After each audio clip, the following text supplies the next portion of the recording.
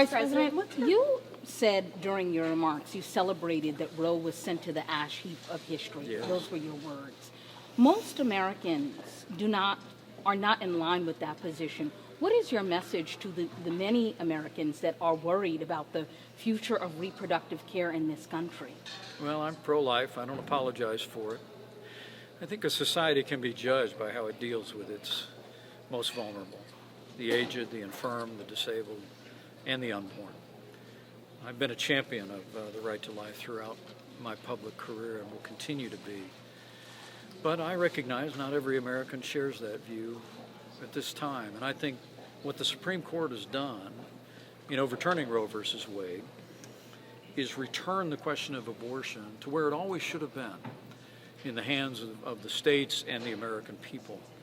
And now I think it's incumbent upon those of us that cherish life to advance pro-life legislation, to win hearts and minds. I think we do that by standing with the most vulnerable, but also by standing in equal measure with women that are facing crisis pregnancies, expressing compassion to them, and also providing resources. I think we need to be supporting newborns as much as we do the unborn.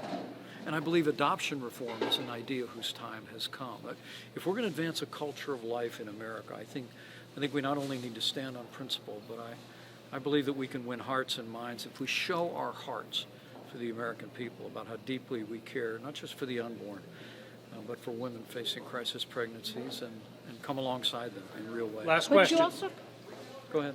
Would you support abortion bans at a federal level?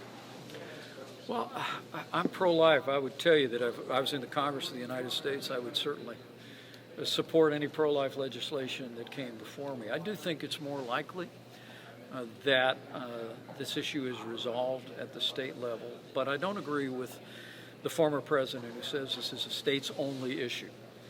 I mean, we've been given a new beginning for life in this country. I think we have an opportunity to advance the sanctity of life, move it ever closer to the center of American law. And I think people should look to their state houses to make that change, but I think looking to the Congress of the United States, creating a minimum protection, 15 weeks, that is supported by some 70% of the American public at the federal level. I think these are all ideas that ought to be a part and parcel of the debate.